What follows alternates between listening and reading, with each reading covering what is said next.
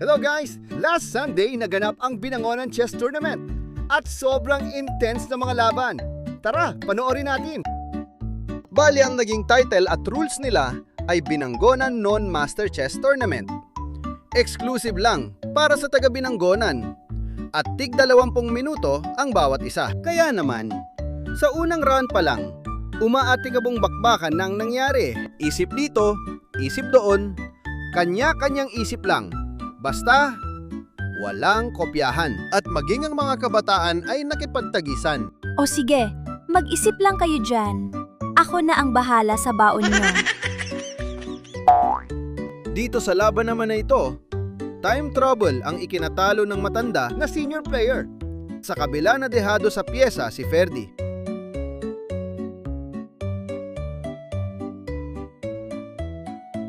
Laking panghihinayang naman ni Sir Eric nang hindi niya agad pagtulak sa pawn nung una na magpapanalo sana ng laro niya. Yung pawn dapat itinulak ko ng pinus ko na yung pawn na yun. Kasi ang hindi siya po makakagalaw. Ay huli niya na ipus ko yung pawn. Para makatakbo yung mga Okay, round 1. Round 2 round 2 tayo. I-announce ko na lang muna at hindi pa makikritik. Round 1, Bernard Constantino and Jen Chama. Round 2. Nang sumunod na round, nag-akyatan na sa top board ang malalakas na player na pinangunahan ni Marlon at Martin.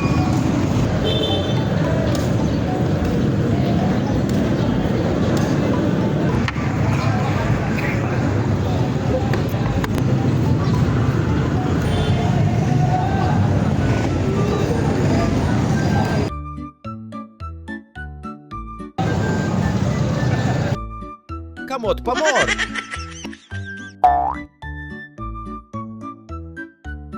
Aking naispatan ang dalawang malakas na ito. Mukhang hindi chess ang kanilang pinaglalabanan. Wait a minute!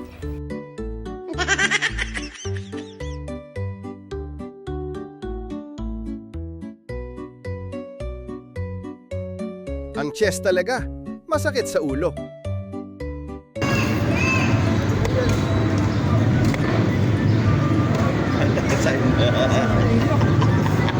Sa laban naman ni Marcel, nauwi lang sa draw nang makarating sa ikapitong rank ang pawn ng matandang veterano na naging dahilan upang mag-sacrifice ng rook ang binatilyo sa endgame.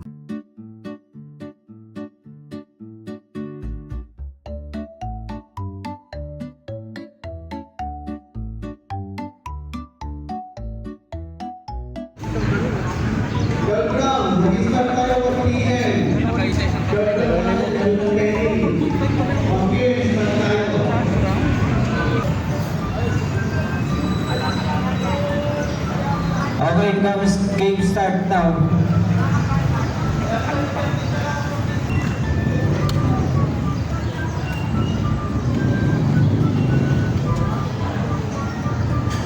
Sa third round, nagharap si veteran player Marlon na humawak ng piyesang puti laban kay veteran player Jose para muling pangunahan ang pwesto sa board 1. Nagkaharap naman sa board 2 si veteran player Gary na humawak ng puting piyesa laban sa dedepensa na si Lorenzo.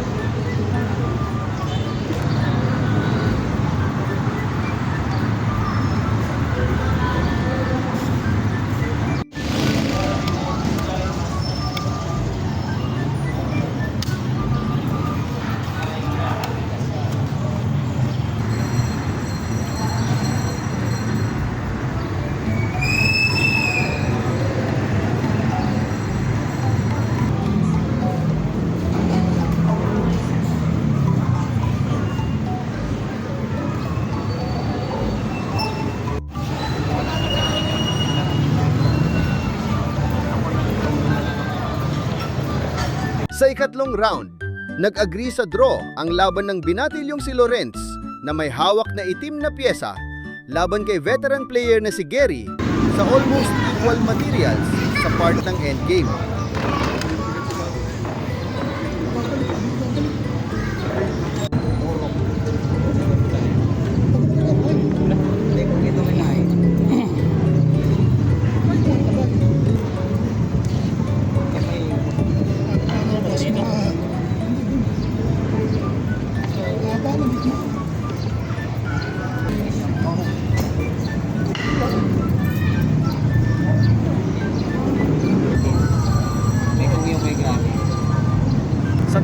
naman, nasupresa si Jose nang itulak ni Marlon ang pawn na puti sa middle game na naging daan ng pagsuko ng black sa huli.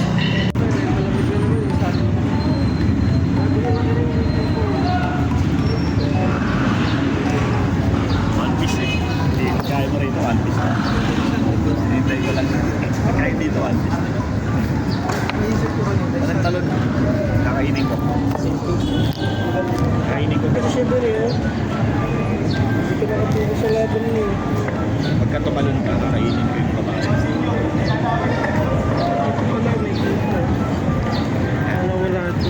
Nanonood ka kasi ito sa kabila eh.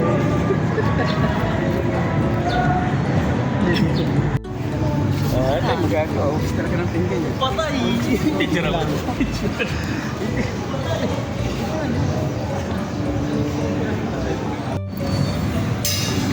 Pairing. Round number 4.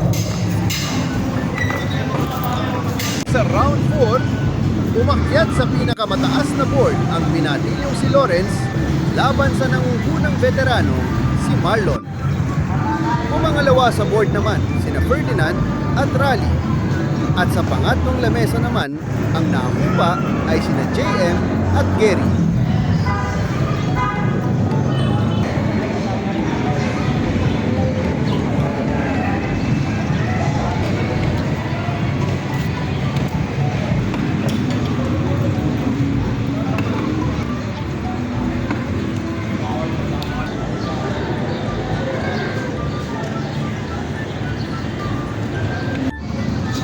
Naging unprotected naman ang black pawn ni Raleigh sa file ng maiwan ito ng kanyang reyna.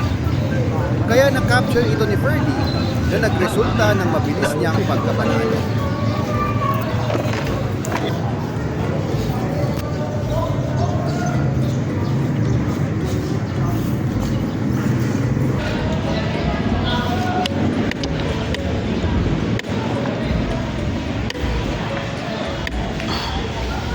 Nabigo naman sa unang pagkakataon si Lawrence na hawak ang puting pyesa para manatili sa top board nang maubusan ito ng oras laban sa veteranong si Marlon nang umabot sila sa crucial time na 3 laban sa 8 segundo.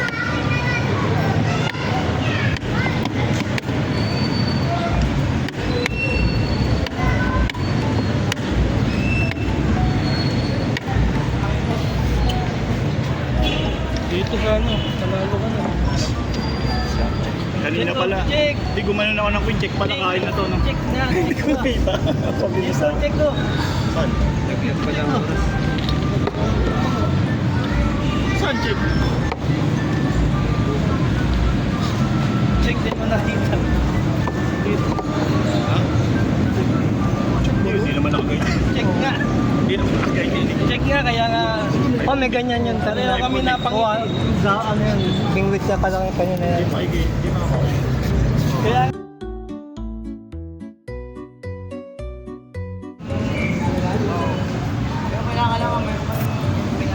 Okay. Fourth round. Marlon Constantino and Ferdinand Anore. 4-2. Sa wakas, ay dumating na rin ang pinakahihintay ng lahat, ang 5th round. Sa pagtawag pa lang ng announcer, ay mabilis na pumuwesto ang mga player sa kani-kanilang upuan. Sa huling round ng palaro, hawak naman ni Marlon ang puting pyesa laban sa challenger na si Ferdinand. Habang sa ikalawang board naman, ang magkatunggali ni veteran player Jose ay si veteran Gary na hawak naman ng itim na pyesa. Sa pangatlong board, ang magkalaban ay si veteran player Raleigh laban kay veteran player Mario.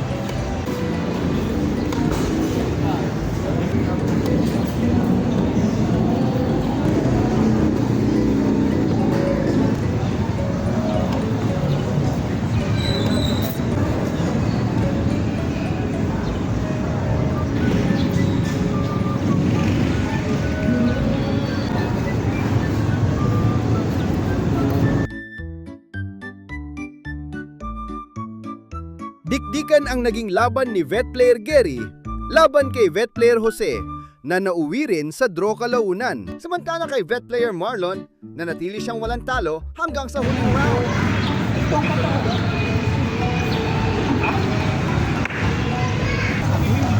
Ayo Daniela. Estudyante ni Rata. Estudyante. Ni pa sila yung first Top 11. Justin. Sa awarding, naunang ipinamahagi ang mga nakakuha ng consolation prize ayon sa pagkakasunod-sunod.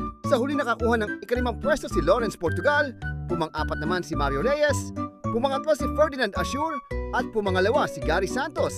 At nakuha ni Marlon Constantino ang kampiyonato para sa Binangonan Non-Master Chess Tournament 2026. Salamat sa din sa presidente ng Binangonan Chess Club na si Roberto Bogs Ocampo sa pagkakataon na makover ko ang tournament na ito.